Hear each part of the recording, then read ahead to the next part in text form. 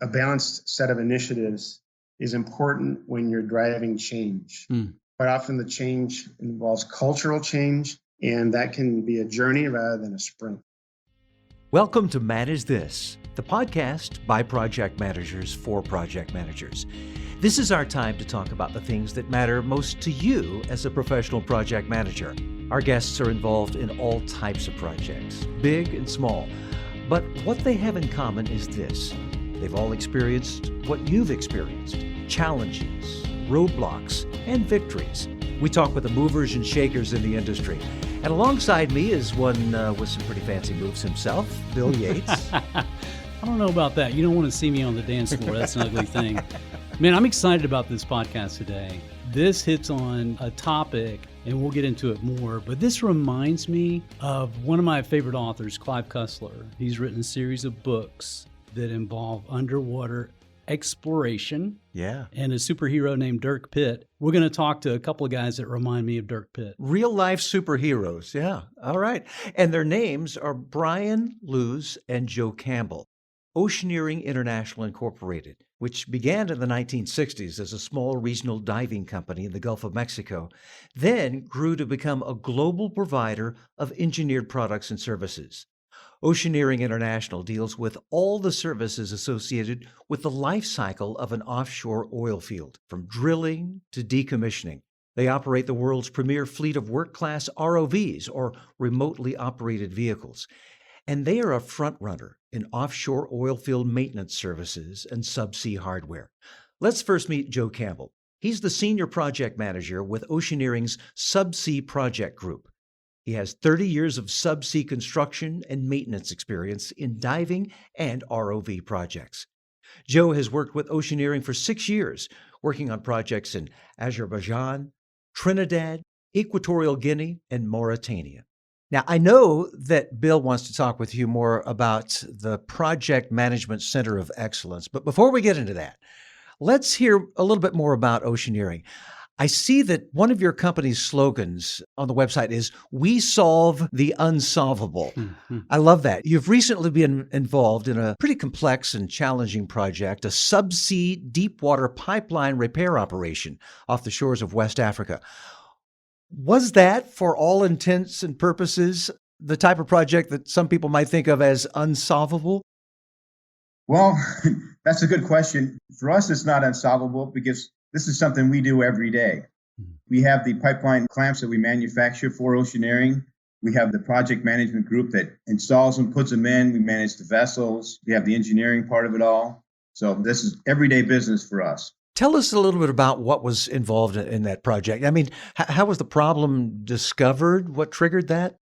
Well, usually what happens is the operator will call us and tell us that they have an issue.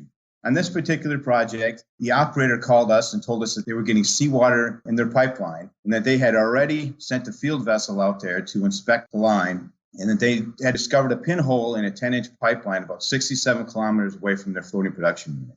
We knew that the pipeline was in 730 meters of water. Wow. And the outside pressure was greater than the inside pressure on the pipeline. So seawater was actually getting into the oil line. Oh, man. And this is 2,400 feet roughly underneath the surface of the ocean. So it's not Yes. like you can step out there and just pick up the pipe and fix it. No, the only way you're going to fix something like this is with an ROV. You can't put divers down there because you can only put divers to 300 meters or 1,000 feet. And what's an ROV? That is a remotely operated vehicle that's operated from the vessel. It has 2 manipulator arms on it and has cameras on it, so that way the operator topside can see everything that's going on, and they fly it around. It's an underwater drone. Is a good way to put it. Oh, that's a great way to visualize. Yeah, underwater that's drone. controlled, but it's controlled with a tether that is directly connected to the vessel. So just tell me, I mean, what could be the impact of this pipeline failure if it's not fixed right away? Well, first of all, if you're getting seawater in the pipeline, the operator has to shut the pipeline in immediately. So they're going to lose production. Mm-hmm. But if they didn't shut it in immediately, then eventually the hole is just going to get bigger. They'll have a catastrophic failure and the pipeline will end up breaking and getting more oil into the environment. Wow.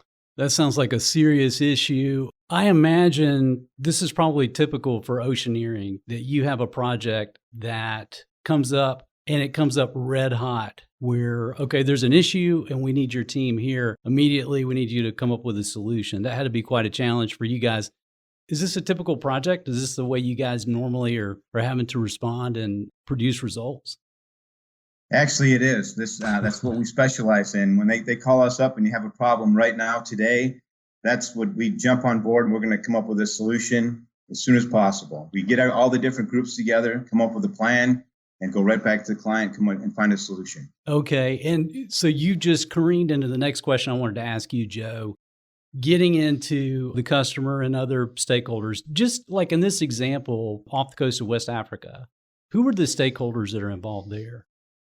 Well, because we were working in the west coast of Africa, in Equatorial Guinea, it's a nationally owned oil company. So the Minister of Energy is one of the stakeholders. Of course, the operator who owns the lease, they're one of the stakeholders. And then we have multiple business units in Oceaneering, our pipeline clamp people, the project management and subsea tooling, as well as a third-party vessel that we had to bring in for this project and third-party ROV operators. So it's quite complex of all the different things that we had to bring together in a short period of time. Multiple departments within your own company, government agencies. I can't imagine all the red tape and the clearances that you guys need to have. Again, your company has a lot of experience with this, so I guess there's a rich knowledge base for you guys as you're going into projects like that, knowing which boxes you need to check and that kind of thing.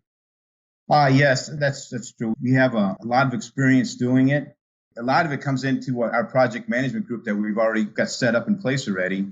We have people with experience working the international side, domestic side, pipeline repairs, ROV tooling. So it's easy for us to get everybody together and come back with a solution. Gotcha. And so regarding that solution and the kind of the design process, the planning process, you get oil from point A to point B. Now you have a leak in it. What were some of the factors from a design standpoint that you had to think about? Well, before we could even get into that part of it all, once we get a call, we have to figure out what entities we want to work through, the tax requirements, customs clearances, import issues we got to get through, scheduling issues, what damage was done to the pipeline. And then we can get into the fact of, okay, now we have a pipeline that's leaking. So the client had sent out another vessel to actually do a video of the pipeline. So we had a general idea where the leak was at. And then that gave us the pipeline diameter, a general idea of what kind of installation was on the pipeline, and a general idea of where it was in the water depth. Okay. I got to ask this because it just occurred to me. You say we have a general idea of where this is. I mean, the ocean is a big place. How do you identify exactly where to go with your vessels? Yeah. Well, we know where the pipeline is on bottom. So the operator sent the ROV out to fly the pipeline from where the FPSO was out to where the subsea well is. So they already know the X and Y's of where the subsea well is, where the FPSO is, and the entire part of the pipeline. So they just fly it. And then when they actually found out, or a general idea where it was, and I say a general idea, it is because the oil will migrate underneath the installation. So it won't come out exactly where the leak is at. Yeah. So we knew within maybe 30 or 40 feet is what we'd hoped. We hoped it didn't migrate any farther than that. Okay. And this, I know we'll talk more with Brian about this in terms of the Center of Excellence, but so many of these things that you're describing, Joe, are, what PMI would call enterprise environmental factors. Things like, who's got jurisdiction? You even mentioned taxing implications. Who can we use? Whose ship can we use? What other suppliers can we use? And then do I have government clearance? And whose waters are these? International waters? Where are we? What territory? All these factors come into play. Again, because of the maturity of your organization, I think you guys have a pretty robust checklist, so to speak, so you show up with the right thing.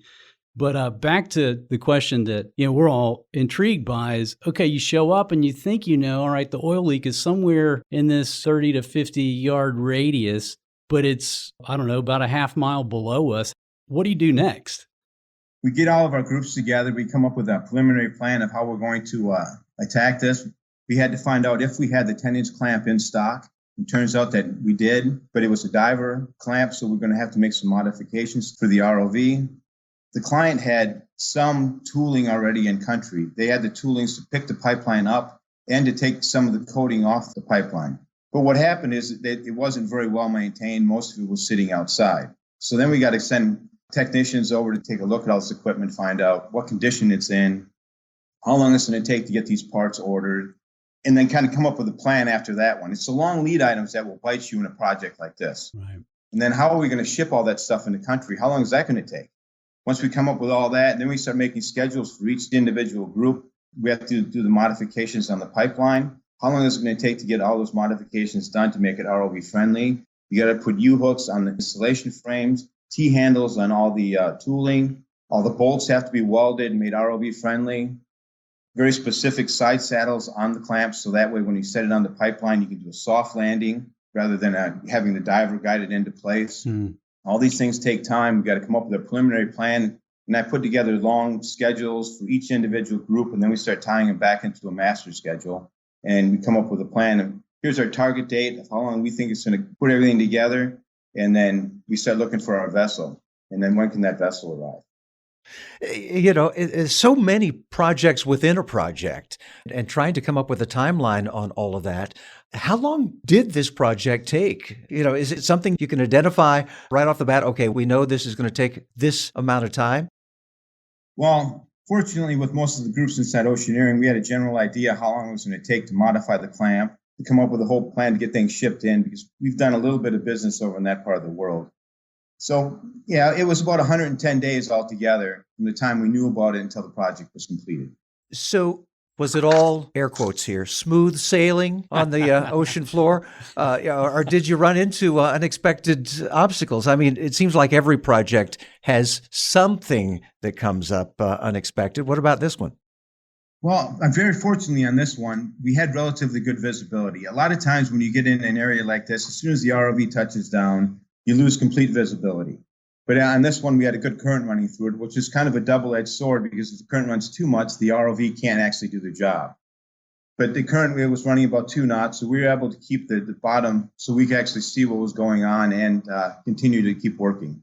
Really, nothing really jumped up that we had any major issues on it. It was the long lead items, getting things into the country, trying to figure out exactly where the pipeline leak was. Once we put the pipeline lift frames down, we got the pipeline up, and then we had to figure out where the leak was. So we made a couple of stabs, but we put the outer coating removal tool on it, and we could only take off a certain amount of the insulation because you don't want to expose too much of the pipeline to the cold environment. It's there for a purpose. So then we had to pick it up and move it again. We ended up moving it 6 times before we figured out the exact location of it. Then, after spending all this time modifying this really high-tech tool, it turns out that when we put it on the outer coating insulation, we made a couple cuts and the insulation just fell off. So it actually was good things that were happening to us, not bad things. And then you got to look at the weather conditions during that time frame. Oh, my. Yeah. Yeah. You know, Joe, I mean, I got to be transparent with you guys. One of the things that scares me to death is plumbing. Okay. And when I'm at home, if I have a home project, it's electrical, it's carpentry, I'm okay. I'll hack my way through that. But if it's plumbing, it just scares me. I'm like, even, a simple repair to a sprinkler head. I'm like, oh, I'm going to flood the whole neighborhood. I'm going to have the world's largest water bill next month. I can see it happening now. But again, you guys have the technical expertise within the organization to pull off these types of projects. That's commendable. Your tagline about solving the unsolvable. To me, I would have run away screaming from a project like this. But one of the things I wanted to ask you guys about, I know one of your mantras is self-sufficiency, and to bring to the workspace all the possible tools that you would need. Just talk a bit about that. How does that impact the role of a PM? First of all, we do when we're modifying tools or building a clamp very specific to a project. We do complete mock-ups on everything. Run through the whole drill, topside, write up a good procedure and have it approved by everybody to make sure that we have everything covered on it. And then have backups for everything that you can think of. Because when you go to these, especially Equatorial Guinea, you're not going to get anything. Have a backup for everything. Right. So it's doing the mock-up on all the equipment and then having a backup plan for everything. Do you guys find, I'm a big fan of prototypes and mock-ups and walkthroughs. You've probably had experiences where a solution or a path, a series of steps that you thought you would take for a project, you felt like it was going to work. And then you go through the mock-up and the engineers go, oh, wow, didn't realize that. So has this proven to be a valuable process for you guys at Oceaneering? Yes, yeah. On all the mock-ups we do, then we put together the procedure and have it approved, walk through the procedure several different times to make sure not only the project team and that's going to run the project is familiar with it, the ROV operators, all the riggers, topside, anybody that would be involved in it, get everybody together, walk through the whole plan to make sure everybody understands it. And then can they punch a hole in it and find other things that maybe we missed as we were going through the process? Nice. There's something I've got to ask you, and this is kind of a selfish question, but you mentioned before about watching for weather problems. You know it's going to come up. Yeah. And the more I think about it, the more I realize, okay, yeah, there's a lot of things to think about there. Talking about off the coast of Africa, perhaps tropical weather, what season this was in. But how did you watch that? And what factors did you have to consider for the weather?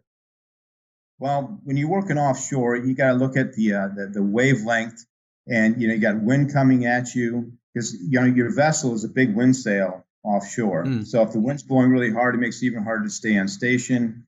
Yeah, you got a current you got to look at. Is it like a typhoon season or is it hurricane season? How often do weather events come up? All these things you have to look at because you have to somehow launch the ROV. And then when you actually have the tools on bottom and you got to set them, you'll have weather parameters that are set up that you have to live in. And if you exceed the weather parameters, well, then you have to shut the job down and wait until the weather passes. And did you have to do any of that?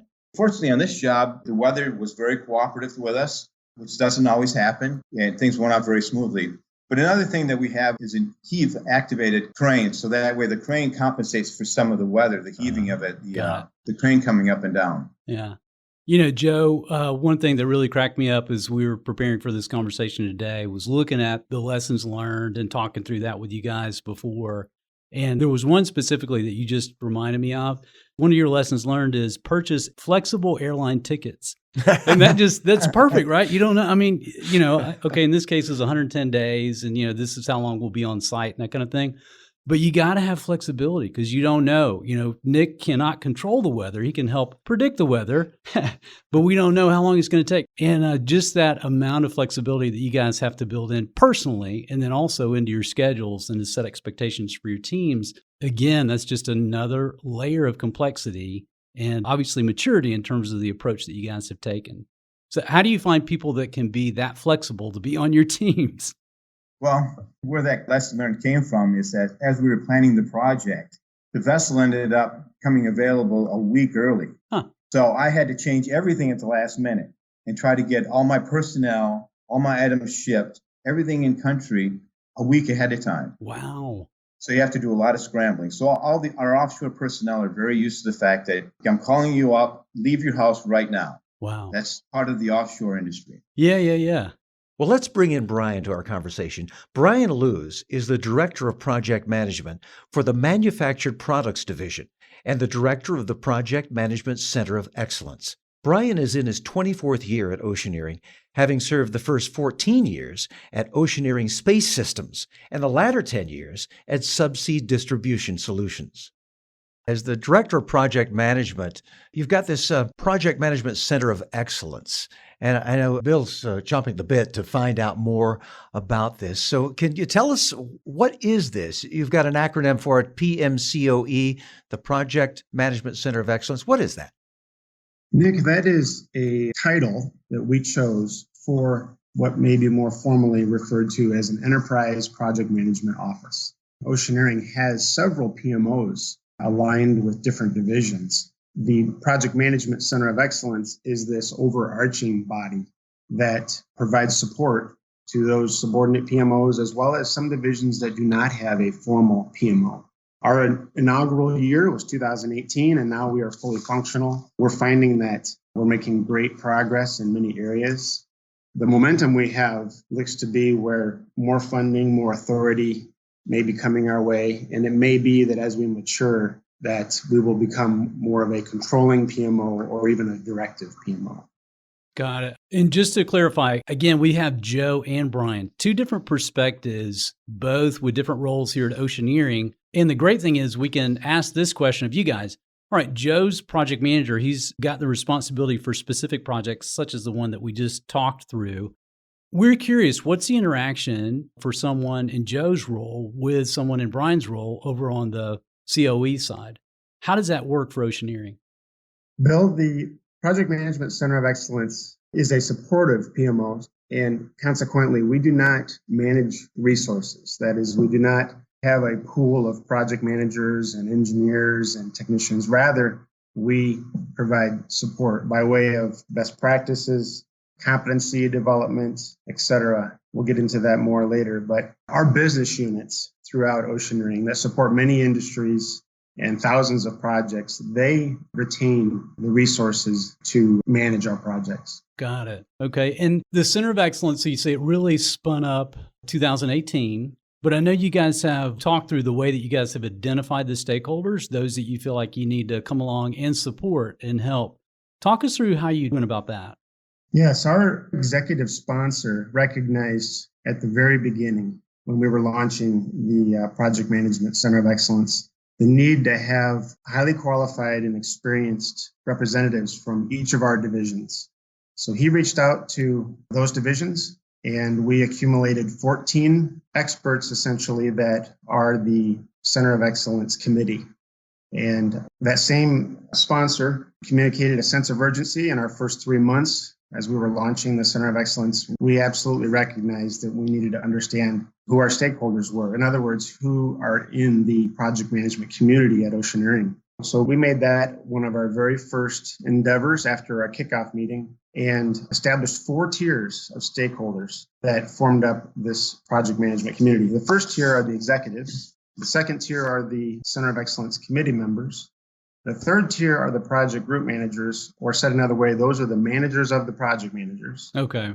And then the fourth tier are the project management practitioners. That includes, of course, project managers, but also project coordinators, project analysts, schedulers, all of those that support projects. So in total, those 4 tiers brought us to a clear understanding of all of the employees in the community, 600 or so at this time, which is about 7% of the company. And we make sure that they're engaged. Let me point something out to the listeners too. I have the benefit of having a visual in front of me, which we'll make available to those who listen to the podcast. Just check out the transcript. Oceaneering has a one-pager that shows the layout of their Project Management Center of Excellence, which is, I hate to be redundant, but it is excellent. And again, one other plug, if your organization is thinking about starting a PMO, or if you have a Center of Excellence, or if you want to take it to the next level, check these guys out. Trust me, check it out. Even to the point of listening to, again, Brian's point, we started with an executive directive, and then we identified 14 SMEs, and we have all departments represented.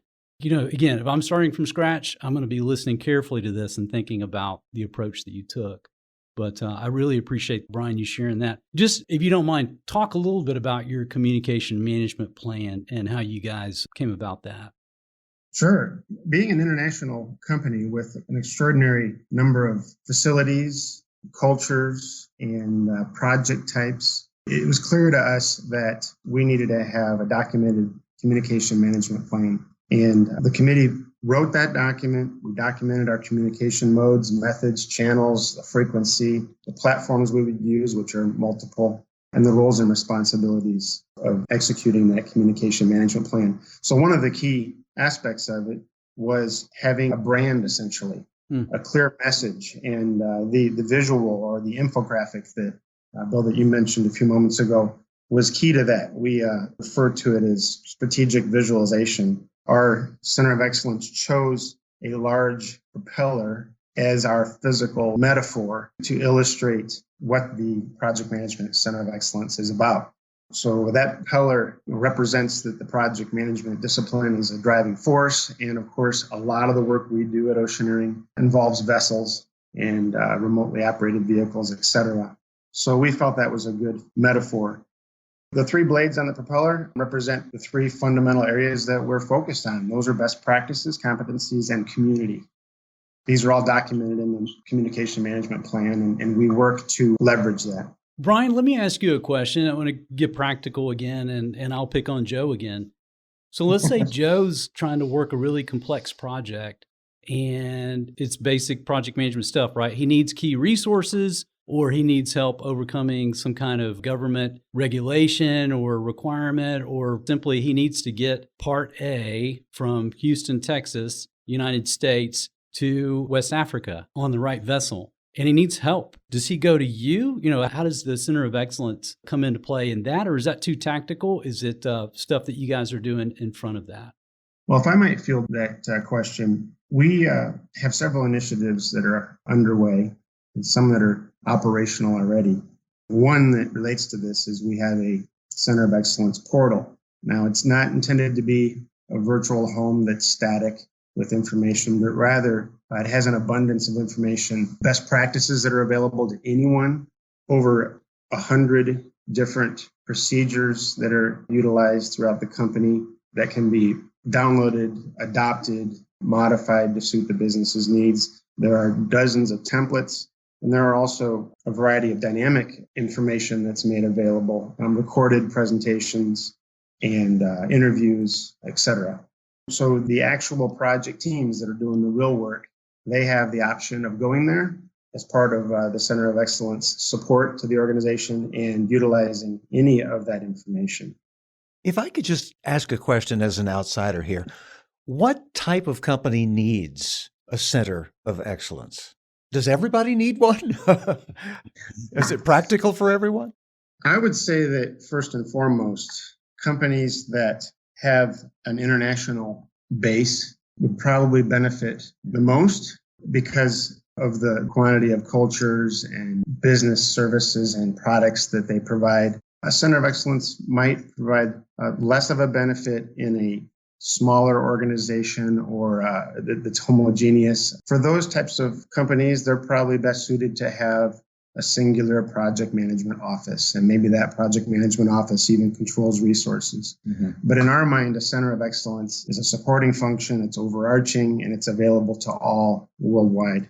Brian, I agree with that. I think you've raised some great points. And because your organization is international, the need is greater than for others that are within one nation or even, in a smaller subset than that.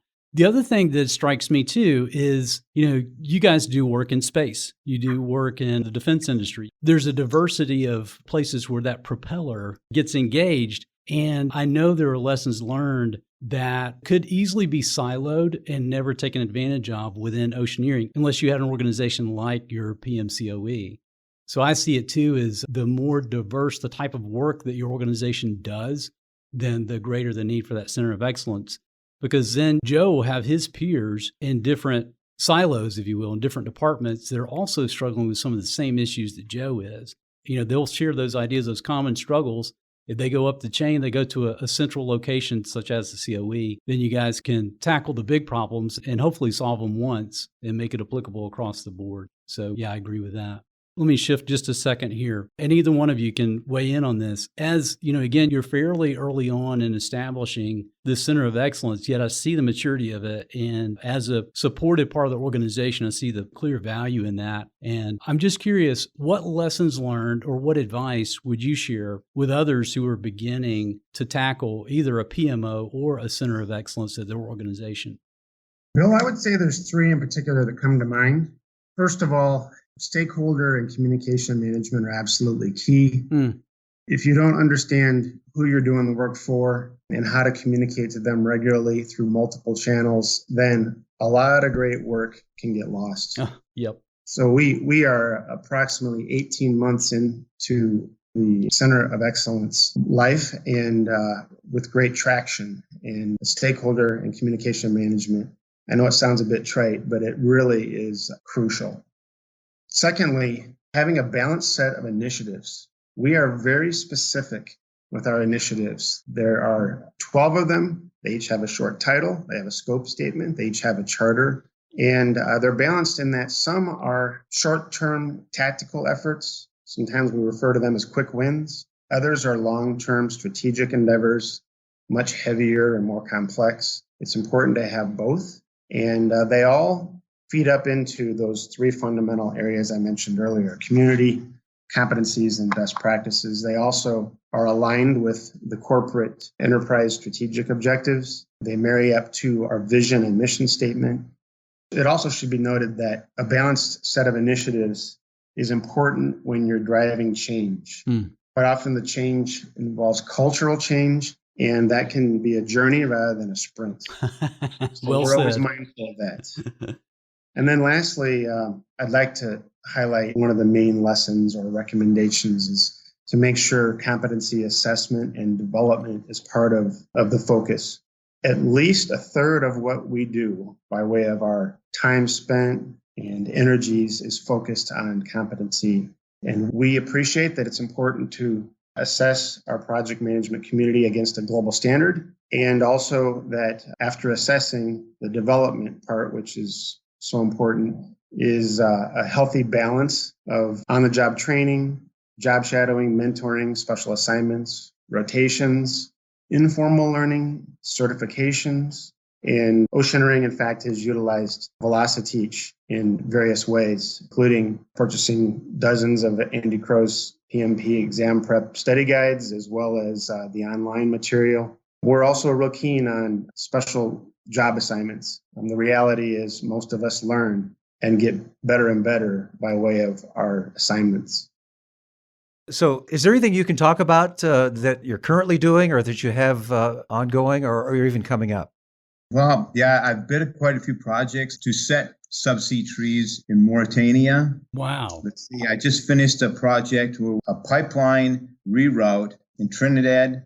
We took the diver connectors off, the manifold and the platform end of the structure, and we made it a complete ROV intervention. That was a rather interesting project. It was a lot of front-end engineering that we had to do. We had to take the pipeline out of service, actually cut the line subsea, put ROV-friendly connectors on either side of it all, and then reconnect everything.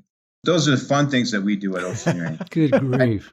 I did another one when we were working in Nigeria where the rebels were blowing up the pipeline. And, we had to go out there and build a cofferdam around the pipeline and actually cut the pipeline and put smart connectors on either side and put a new spool piece in. Joe, how do you get somebody to show up and work for you when there's stuff like that going on around? Those are fun jobs. But we specialize in the international side. If nobody else wants to do it, that's exactly what we want. Right. I love the fact that he says that's the exactly, fun stuff. Yeah, right. Yeah. I'm glad you have fun at your job. Those are things we enjoy. Joe's pretty fearless, which is one of the reasons why we asked him to be part of this. Yeah. The company does an extraordinary amount of work in different industries, different services and products. And Joe has, a niche that he supports now for decades, and he's exceptional at it. But there are just so many other divisions in the company that provide subsea services, surveying, intervention, new products that are deployed subsea, and even topside. Entire cities, you might even say, of equipment that are laid subsea for the purposes of processing, transporting, controlling oil and gas fields. And we don't just do that. Really, the essence of what Oceaneering does is provide services and products in a remote, harsh environment. Yeah. And that's where other divisions of Oceaneering come in, such as our work supporting NASA and autonomous guided vehicles, the theme park industry, where highly roboticized guided vehicles are used in what we refer to as dark rides. And so these all have very different industries and clients, both commercial and government, yet there's a common underlying theme that they're highly engineered and highly project managed services and products. Wow. If you think of the Clive Cussler books, I like to imagine that as taking a 007 movie and merging it with the life at Oceaneering. And that's much what a Clive Cussler book is. Yeah. Someday we're going to have to make sure that there's a movie made with you guys as the centerpiece. Yes, that's right. Yep. I tell you what, this has been great stuff. And before we let you go, we do want to find out, how can our listeners learn more about either the Project Management Center of Excellence or about Oceaneering in general? Well, I think of two places to go. First of all, VelociTeach's website, since we look forward to seeing this podcast uploaded there. And then also you can go to oceaneering.com. The Project Management Center of Excellence has some information on it, but the preponderance of information on Oceaneering's website is about our business, the services, the products. We're also on LinkedIn and other social media. So thank you for that. We appreciate the chance to share our experience with you. Well, thank you, guys. And just as a token of our appreciation for being here with us, we're going to send you one of these mugs. We'll send two, actually, not make you fight over Yeah, it. one each. Well, yeah. The Manage This coffee mug, it's nice and big. So enjoy. Thanks again for taking the time to talk with us. Thank you. Now, Brian mentioned Andy Crow's book. And Bill, we have some breaking news about that.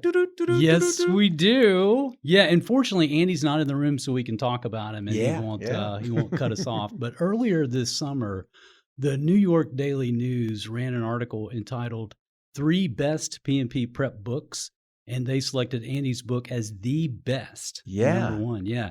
Alan Foster of Best Reviews wrote the article. I'll just share a couple of quotes from him. He says, the test is quite difficult, that is the PMP exam. It's wise to be armed with a comprehensive PMP prep book. The PMP exam, How to Pass on Your First Try by project manager Andy Crow, is our top choice for its focused and straightforward instruction. High praise indeed. Yeah, and we are so thankful for that recognition, and also even more thankful that we're helping folks prepare. Exactly, and reach a goal of earning that PMP credential. It's tough. It's a tough test. Yeah. Now, we want our listeners to also know that we listen to you. We want to hear your comments and reviews. You can leave a review of the Manage This podcast wherever you're listening from, whether it's iTunes or Google Play or just on our website. We want to hear from you. Well, that's it for us here on Manage This. We hope you'll tune back in on August 6th for our next podcast. In the meantime, you can always visit us at velociteach.com/managethis to subscribe to this podcast, to see a transcript of the show, or to contact us. And tweet us at manage_this if you have any questions about our podcasts or about project management certifications. That's all for this episode. Thanks for joining us. Until next time, keep calm and manage this.